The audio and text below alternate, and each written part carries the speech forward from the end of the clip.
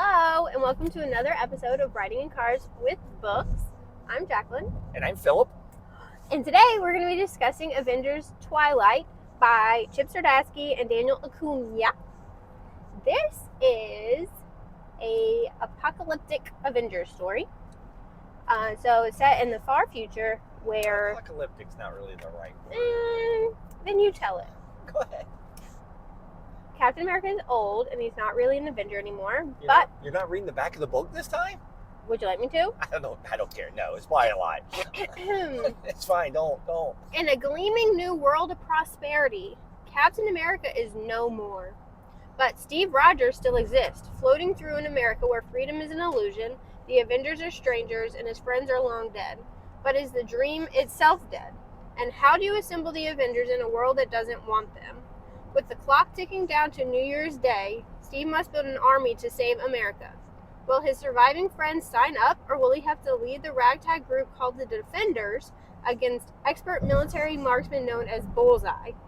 And can Steve infiltrate the Raft, a government facility full of secrets and danger off the shores of New York City, before the new Iron Man sentences him to the same gruesome fate as Tony Stark? Wow. That's a lot. That's not at all what I was going to say. No, not at all. Continue.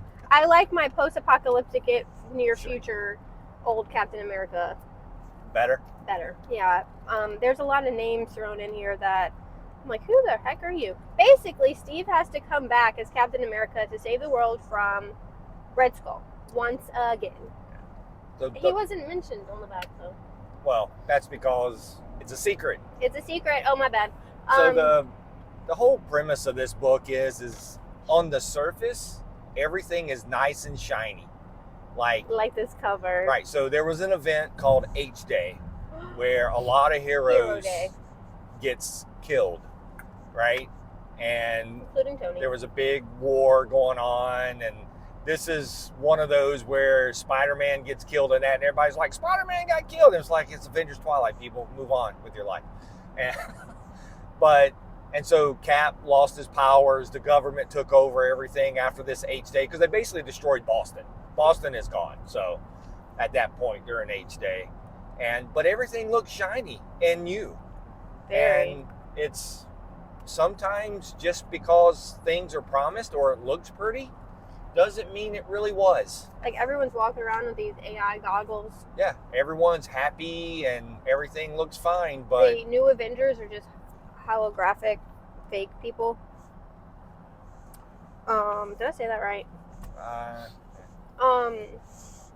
But Steve makes a comeback as Old Man Rogers. And he once again dons the super soldier serum. Yeah. But Tony is like totally dead, and his son is a jerk, and his son basically gets manipulated by the Red Skull. Basically, then that's what happened. I mean, that's how it went down. And like I said, we're well into with Steve not having the serum, he's gotten older. Luke Cage is old. We see a bunch of some of the older heroes that was left after H-Day. Some of those don't actually survive this. So the new Avengers is basically Miss Marvel. Yeah, Miss Marvel comes back, and there's Hulk. Tony Stark's head. So, yeah, Tony Stark is just a floating head. So we get it's kind of like a Futurama reference. Yeah. But I liked it because they give you a glimmer of hope when the world is feeling kind of gray, and it felt very timely reading this around this time. Red Skull doesn't remind me of anybody at all. So there's that. I will say you will see this book again if you watch our channel, as this is one of my books of the year. Yeah, so you're going to talk about it more there. Yeah, I mean, by far, it's one of my books of the year. It is. But it is why? Handled. Well, it's a lot because of it is very timely, right? Like, just because something looks nice and because somebody tells you something, you really shouldn't just be listening to what you're getting spoon-fed by a bunch of talking heads. And that's kind of really what happened, right? Like, and Steve being Steve, he kind of took a lot of things at face value. And then you did have people like old man Luke Cage that was like, buddy, like things aren't nearly as shiny as everything looks on the surface. Yeah. And so a lot of that happens That's how we throughout get the this Defenders. book. Right. And so They're the underground. government basically controls the Avengers, right? And so because they control the Avengers, they can put whatever spotlight they want on those Avengers. But they're not And real. in a spin, I didn't know we were doing full-blown spoilers here. Why not? We always do. We already So said Red basically, Skull. yeah. So basically, the government has manipulated the Avengers to give the people like their version of hope, and basically, all the Avengers is just hard constructs. They don't really, they're not really real. The government has decided that it needs to control the media 100%, and if you don't follow along with what the government says, you could be arrested and thrown in prison. Yep. So all the media basically reports what these Avengers are doing, but there are no Avengers. I'm trying to find a scene of it. Yeah, there's 2 or 3, especially at the end. So it is like... This is Tony Stark's son. He looks real nice. And then here, Tony Stark's son is is Tony's and Wasp. It's their son. Can't believe it. So something happened bad with the Wasp during H-Day and all that stuff too. Which, since we're doing spoilers here, spoiler alert, H-Day was really the day that the government started controlling the Hulk. And the Hulk was really sent after all the heroes. And that's what really, the government really destroyed Boston using the Hulk.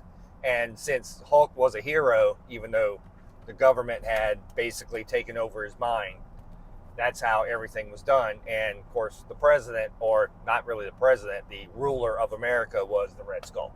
Yeah. After he manipulated everyone into believing Especially everything Tony's that he was son. going to say. Right. Because he has daddy issues. Well, yeah, there's lots of Issues. I mean, Tony couldn't have been the best father to begin with. So I mean, he didn't have a great role model. just saying. So, Just saying. But this book is by far one of my favorite books of the year. It's my favorite superhero book of the year, if you're going to look at. But the themes are normal superhero themes. They're just handled really well. Captain America's handled really well. All the covers were done by Alex Ross and Daniel Acuna. They did the variant covers. The art is really cool. How they do the little splashes of color for the futuristic vibes. And, like, it's a dark story, but they didn't make it dark in color always. But once again, it's Captain America being Captain America and standing up for the people. And sometimes it's even Avengers. right. And sometimes it's even standing up for the people, even though they don't want to be stood up for, or they don't know they needed to be stood up for. Yeah. And so he once again takes the burden on himself to free the country from what the Red Skull is doing to it. And does things always work out 100% beautifully? No, because you can't come back from certain things immediately. But there's a lot of shit going on in the future, man. Yeah, but there is hope of rebuilding and coming back stronger once you get past everything. Yeah, you did a great job. Thanks, love. I can tell that you love this book. I mean, I've said it 40 times on this video already. I love this book. Like it was truly what a superhero book and what hope is supposed to be about. I know you can't tell by these videos, but we don't read a lot of the same books. So I told him to pick one of his favorite books of the year and make me read it. And this is the one he picked for me to read. I think it's very timely, and I think it is very important to be read to understand things. Yeah, I agree. It's very timely. And sad. You said you don't like reading sad books, but you gave me one that I would like. But it was sad. It wasn't like, it's sad in a way, but then once again, it's a superhero book. There's hope. There's always hope.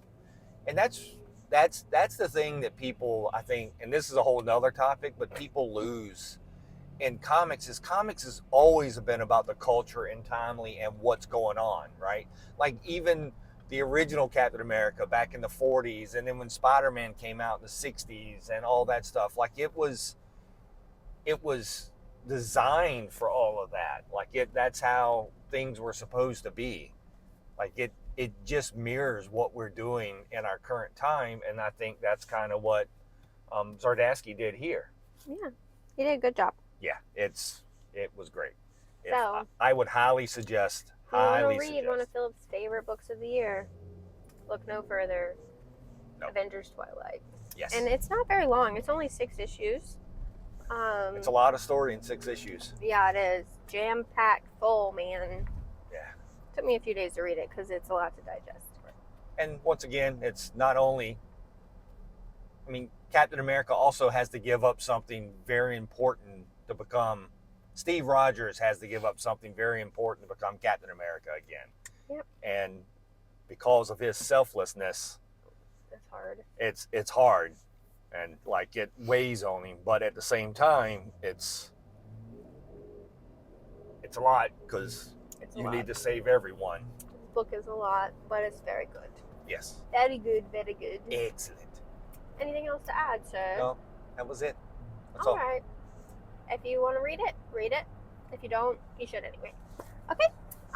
Thanks for watching, and we'll see you next time. Bye. Bye.